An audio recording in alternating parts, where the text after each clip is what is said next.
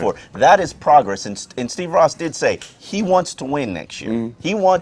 He says patience is a virtue. That's what they say, and hopefully it'll pay off in the end. All right, let's take some more questions. At Dennis Steele, does Philbin make any staff changes? I don't think so. If you're just looking at it from a continuity standpoint, I know everybody wants Bill Lazor's head on a swivel, head on a stake. It doesn't make sense for them to just fire Lazor and start over from offense and give Tannehill another. No, not Bill Lazor. I'm sorry, Kevin Coyle. Okay. Yeah, exactly. If you're going to Ryan Tannehill's already been traumatized by starting over in a new offense. Look how long it's taken him to get to the point where he's actually playing well in this offense. And he is playing well in this offense right now. Is he playing up to his expectations? No. But Kevin Coyle, now that's a situation where he has put together two pretty respectable defenses in the previous years, if you look at their statistics. And this year, they were top 5 until they took a drastic downward slide, a dip. The question is that an aberration? Is that injury? Or is that this defense not buying into it? I mean, I don't know what to think. I've broken down the film of the defense's performance for the last month, and it has driven me crazy from the standpoint, I don't have any answers. Right. I don't have any solutions. And it's rare and very difficult in a challenging situation for me to sit and watch film and say, okay, they should be doing this and this. That's easy for me to do. I can't really offer anything to Kevin Coyle because he doesn't have much to work with. Right, especially in the linebacking core. Yeah. All right, in your opinion, Omar, what's needed for the Dolphins to get to the next level, becoming the version of the Cowboys, going from that middle of the pack to being a division champ or at least a wild card playoff team, 10-11 wins? My main criticism of Joe Philbin and this coaching staff, and really Joe Philbin during his whole tenure, is they are too much of a finesse team. They ooze finesse. Inconsistent and finesse. Those are the two labels I would give you for Joe Philbin and his team and how the Dolphins have been reflected over the past 3 years. You need to become a more physical team. To become a more physical team, you need a nose tackle, a guy who can occupy 2 blocks and free up the linebacker. You need a man-eating linebacker, inside linebacker, who's just going to gobble up plays, read, diagnose, and attack. Cole Messi did an okay job, but he's not that player. You need a physical free safety who strikes people and makes you intimidated about going into the middle of the field. That's just a defensive standpoint. Right. Now, from an offensive standpoint, I would love to see you have an every down physical back. Lamar Miller got 25 touches in last week's game and produced 150 yards, which is impressive, but he also couldn't finish the game, being on the field for the final 2 drives because of injury, wear, and tear. You need a Frank Gore, a Marshawn Lynch that lightens the load for Ryan Tannehill. And then you also need a fullback. How many times have we been in a situation where you're 3rd and 2 and you can't get those hard yards? Right. And also, to finish that out in terms of stop being this finesse team, go get yourself a big 6'2", 6'3" possession receiver who moves the chains and scores in the red zone. I'm not sure Brian Hartline is going to be returning to this team, especially when you're considering how much money he makes for his contributions, 2 passes a game. He's on the hot spot, but I think a bigger, more physical possession receiver would definitely help. And is that a mix of both rookies and free agents, or is there a specific free, spot there that you're looking for them to make a big free agent signing? You know what? I don't think they're going to be very heavy in the free agent market from this standpoint. This is one of those years where you're going to have to pay some credit card bills for pieces that you bought. Donnell Elby, Philip Wheeler, Mike Wallace. There's going to be some situations where you're going to have to make some cuts, bite the bullet, go cheap, or go respectable, fiscally conscious. Let's call it fiscally conscious. You're going to have to shop at Target instead of Bloomingdale's in free agency. But I really think that next year this team is probably going to be built through the draft. So, I mean, improved or enhanced through the draft. Are you really, what does Joe Philbin think about that? Joe Philbin is going to make the best of what his situation. He's going to be thankful he's still a head coach. Are you setting him up for failure, though, if you're not providing him with the type of players that this team really needs? I think you have enough talent. You've got 7 draft picks, 8, I think, because you get one from the 49ers. You've got a little bit of money to work with in free agency.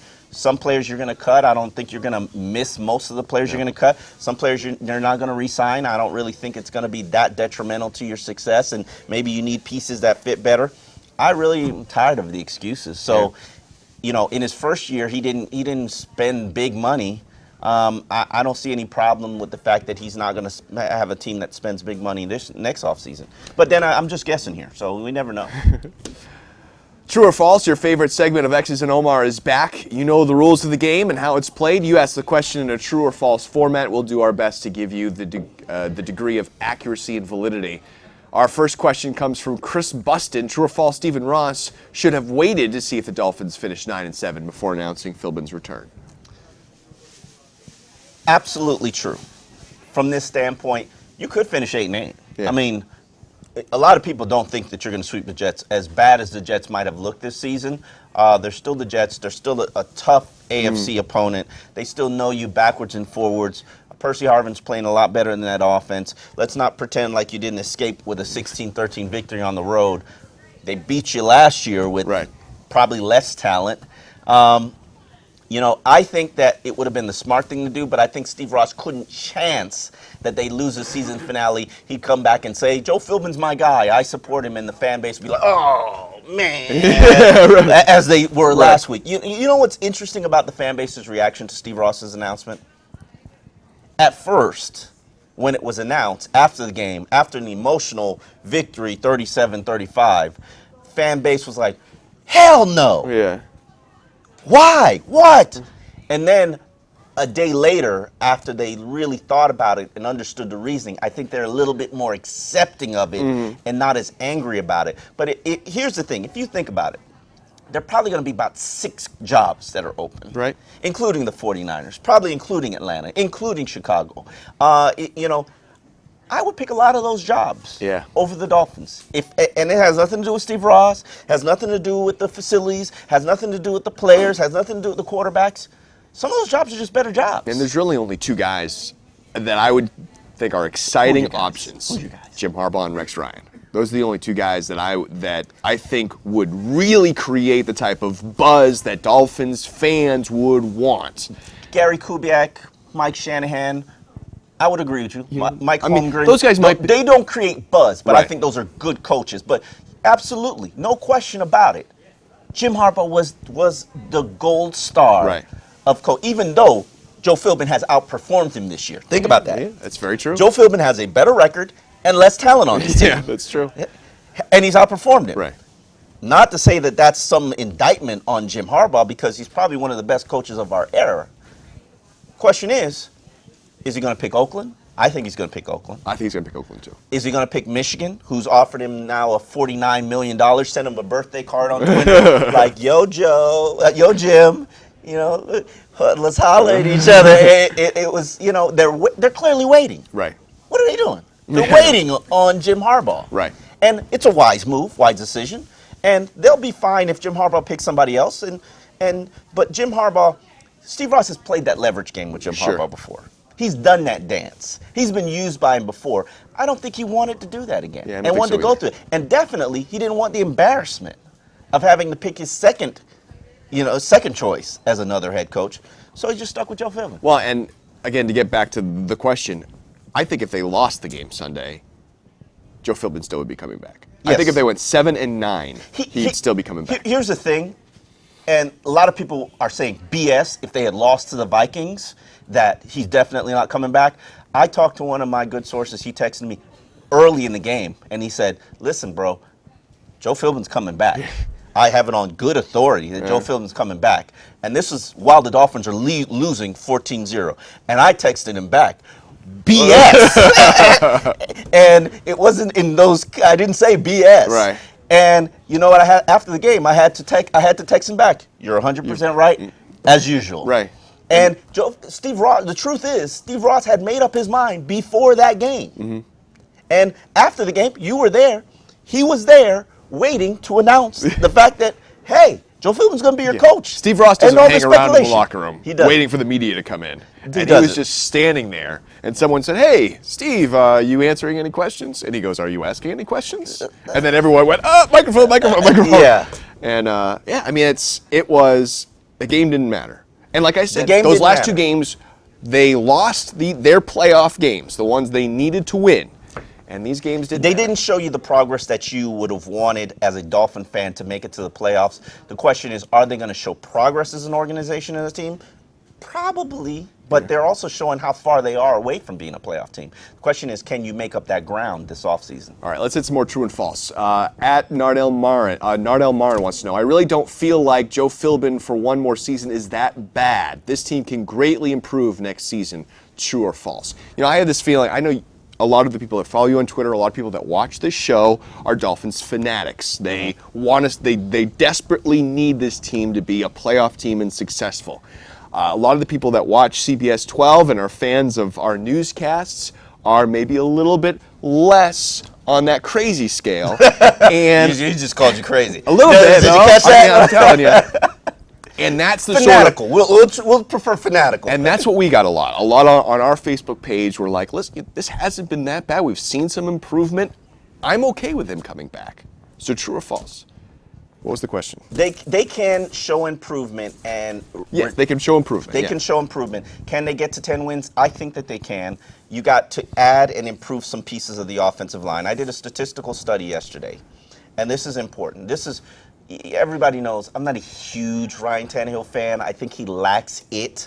However, last week's game against the Vikings, there's this theory out there by the Patience Brigade is, give him more weapons, give him a better offensive line, and then you'll see the real quarterback.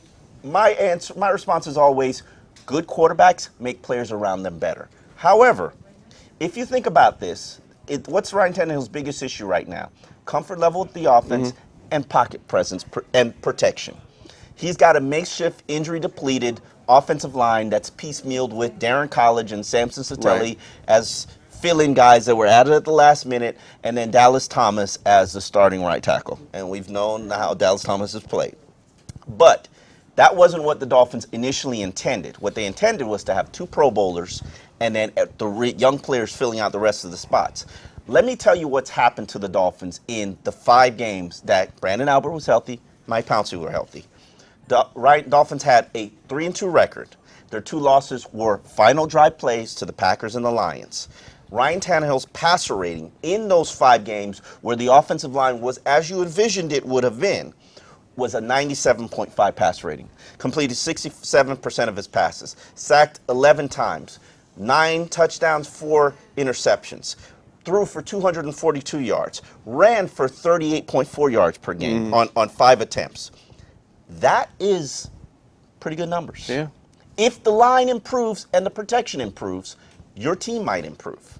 And I'm not all sold in on Ryan Tannehill. Oh, just get him a better line and he's going to be a tier 1 quarterback. He's going to have it. He's going to lead the team to the playoffs. I am just saying, maybe if the offensive line improves, and obviously your defense needs to be rebuilt, this team can get to that next level. All right, next question. Chris Jones, Dolphins players are happy Joe Philbin is returning. I think some players are, some players aren't, because they know from a leadership standpoint, we're not going to get anything more than what we've already gotten for the last 3 years. But Dolphin players will be the first to tell you, Joe Philbin isn't the problem and the reason why we're not in the playoffs. Right. We're the problem.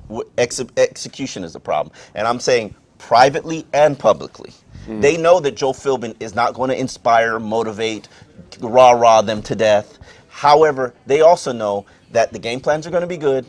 The execution needs to improve, and that's on the players. So I think a lot of them are happy, and especially the young players. A lot of players do not want to start over because that means a lot of change, new offense. Ryan Tannehill was thrilled. Of course. From the He's standpoint. He's like, oh, I don't have to learn a new offense. Hooray! I still have a job? Hooray! Yeah. No, he was going to have a job anyway. But it means continuity.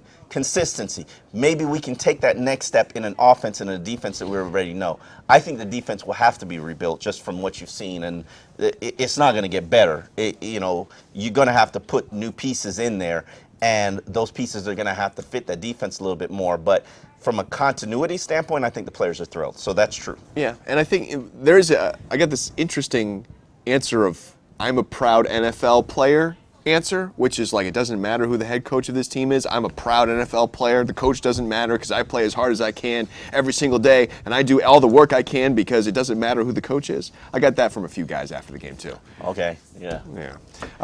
Did that get you to the playoffs? I don't know. At UA Trey, true or false, Kevin Coyle should stay despite his unit allowing more points year after year. We've talked about that a little bit already. I'm a fan of Kevin Coyle.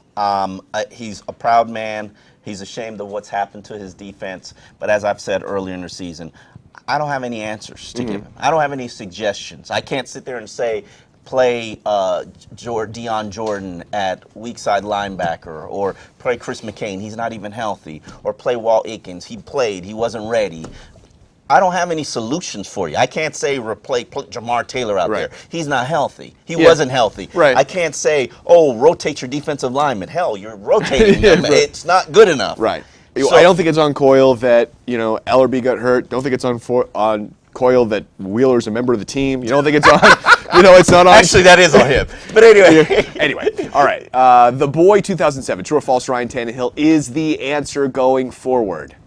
The answer to what question? It's very vague Is question. Ryan Tannehill an NFL starter? Yes. So the answer is true. Is Ryan Tannehill a second-tier quarterback? Yes. The answer is true. Is Ryan Tannehill a quarterback that's going to lead you to the playoffs? No. He hasn't. No? Well, he hasn't yet. He hasn't yet. He can next year.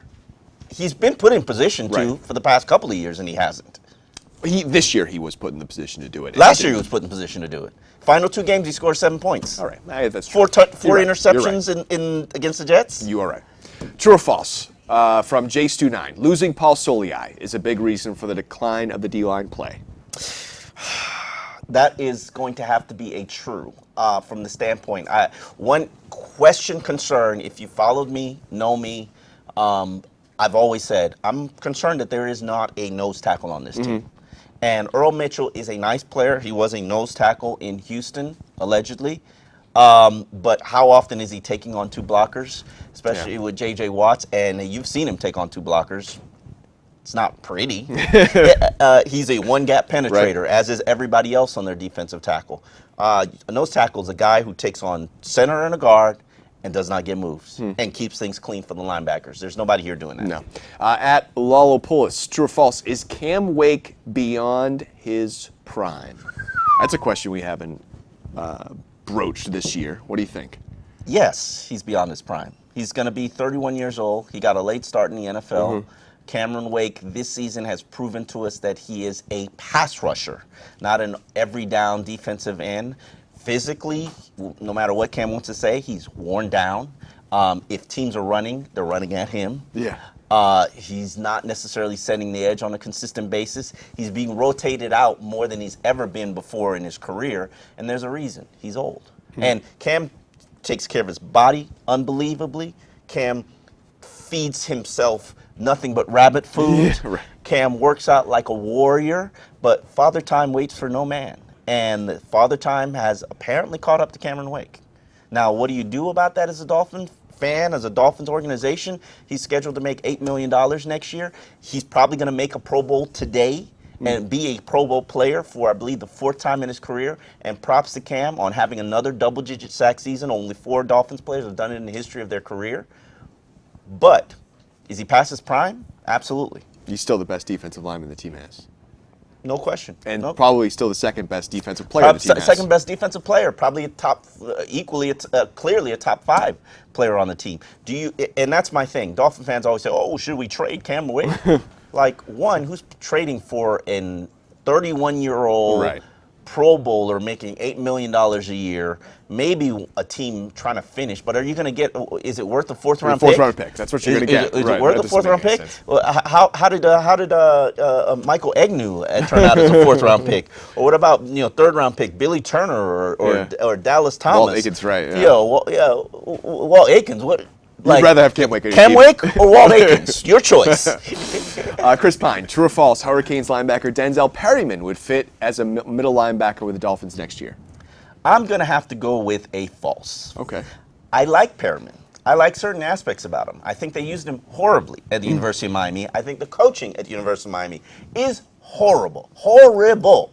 However, I think Denzel Perriman is more of a Sam linebacker in the NFL. 4-3 Sam, he's probably an inside linebacker he's a Mo linebacker in a 3-4 scheme. The Dolphins don't run a 3-4 scheme. I need somebody better. Dolphins need somebody better. I think you get something comparable to what Cole Misi gives you, and really, Perriman can't really cover. Right. So and you need that. You need that as an inside linebacker, especially when you consider the teams that you play in the AFC East on a regular basis.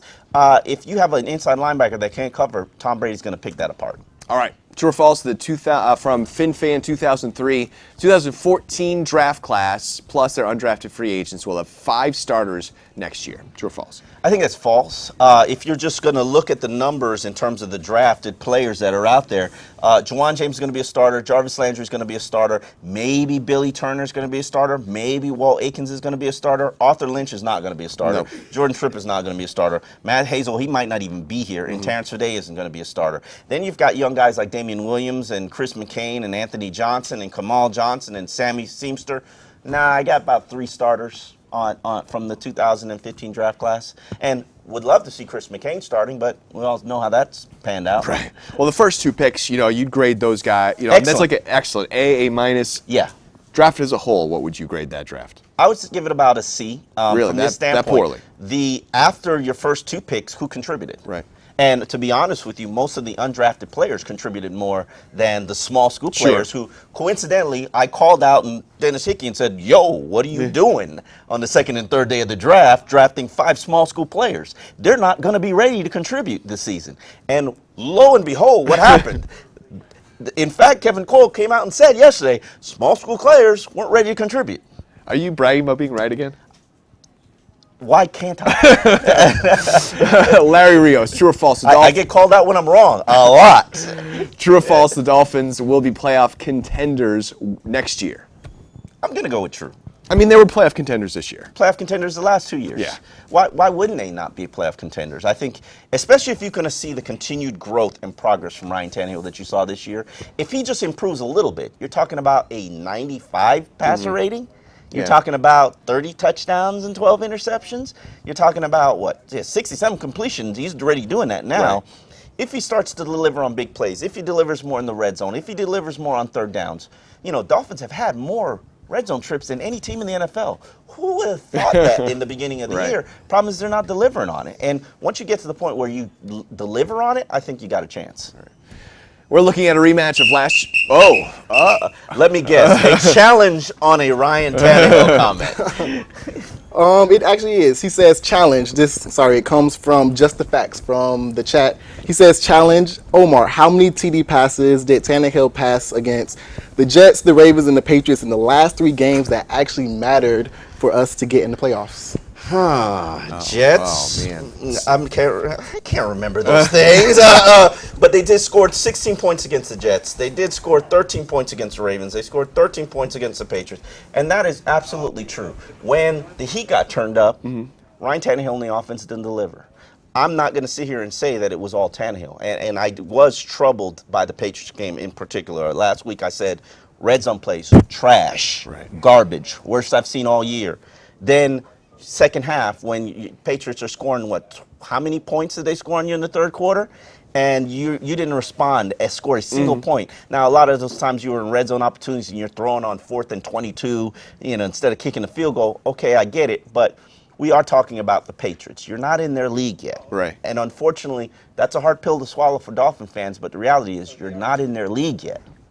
Get in the league of the Ravens. Get in the league with the Steelers. Right. Get in the league with Chargers. Get in the league with the Chiefs. That's your competition.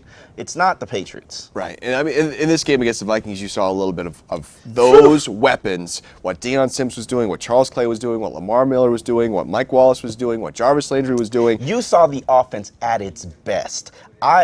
We've said this all season. I love Deion Sims. Yeah. I love what he's doing. And I'm a huge Charles Clay fan. But Deion Sims is a starter, is an NFL starter. If he was a free agent, I'd say Dolphins pay what it takes to go get him. He blocks like a monster, catches well, is a big red zone target. Charles Clay, what we saw last year was a healthy Charles Clay attacking the seam. What have you seen now from Charles Clay? Contributes over 100 yards of passing, second most in tight end production last week. He's healthy now. This is what you can see if you re-sign him and continue to invest in him.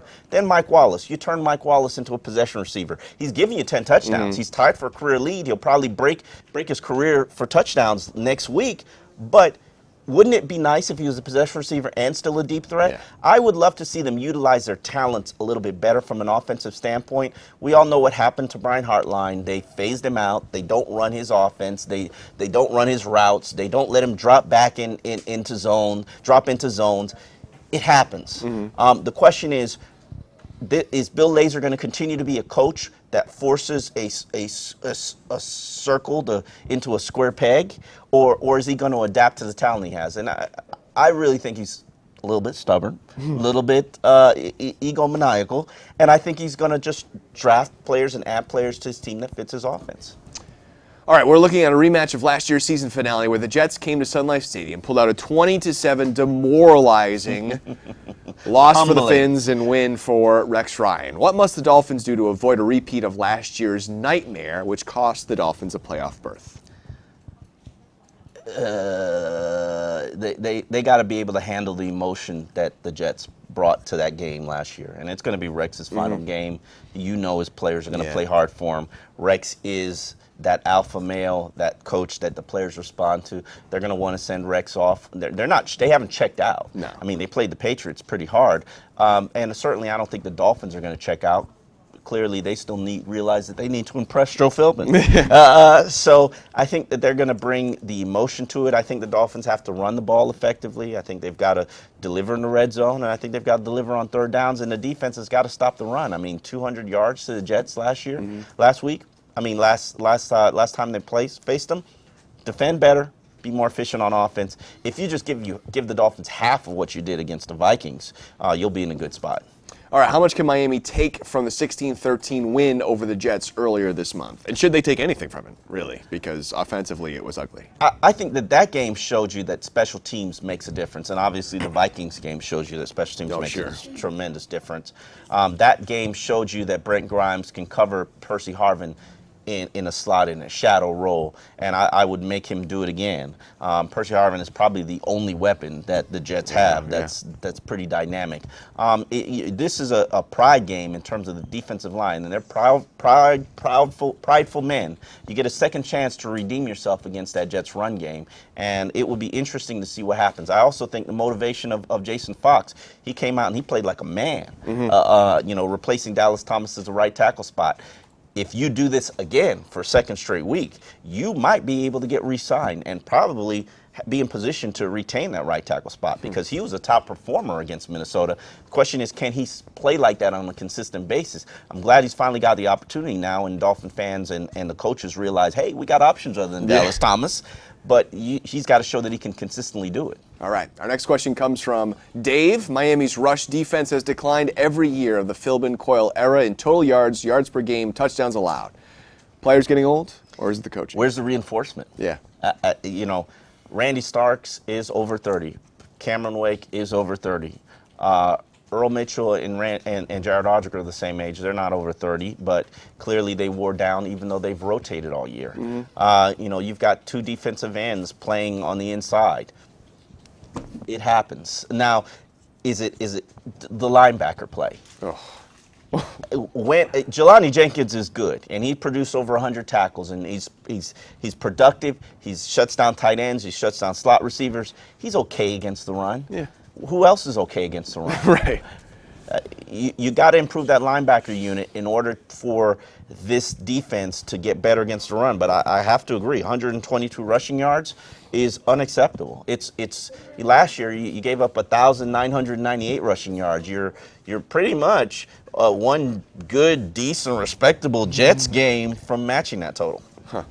At Hannah 8X, with D-line and O-line woes and other positions that can be upgraded like tailback, what is the team's top priority this offseason? If I am Dennis Hickey, my top priority as an organization is to improve my trench play. Yeah. Clearly, you need to upgrade the offensive line, whether it be moving Mike Pouncey to center and then upgrading the guard spots because you should have two good tackles. Trenches on the defensive line, fortifying, getting a nose tackle, maybe getting another defensive end or developing Terrence Fede or or Terrence Fede, Deion Jordan, Derek Shelby, getting the defensive line to take the next level, and then improving the linebacker unit. And Philip Wheeler, I would be shocked if he's here. But the question is, who replaces him at that Sam linebacker, and does that player make more plays? But trenches, fortify the trenches, become more of a finesse team, and less of a finesse team. And then I'd go out and I'd add an every down Marshawn Lynch, Frank Gore. Whether you want to do it in the draft, hey, that's all on you. I would rather have the proven thing in terms of a Frank Gore. I know a guy who can pass block, catch passes, has great vision in terms of reading rushing lanes, and can take a lot of the pressure off the offensive line, the defense, and the quarterback. All right, prediction time. I'm going to predict a Dolphins 21-17 victory over the New York Jets. I believe from the beginning of the season that this was a 9-win team. Talent-wise, I thought that they would get to 9 wins.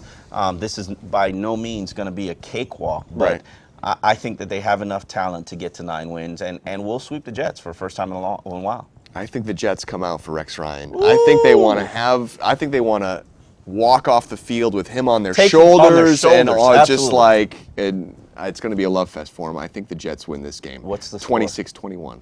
26-21. So we're split decision here. All right.